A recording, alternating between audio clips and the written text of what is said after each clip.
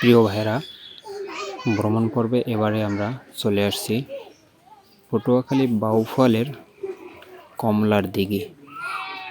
মূলত এখানে আমরা পুরনো ঐতিহ্য ধরে গুগল ম্যাপ দেখে এখানে আসছি। তো এখানে কমলার দিঘির শুধু ইতিহাসটাই পড়ে রয়েছে, বাস্তবে কিছুই নেই। চারপাশে সেই কমলার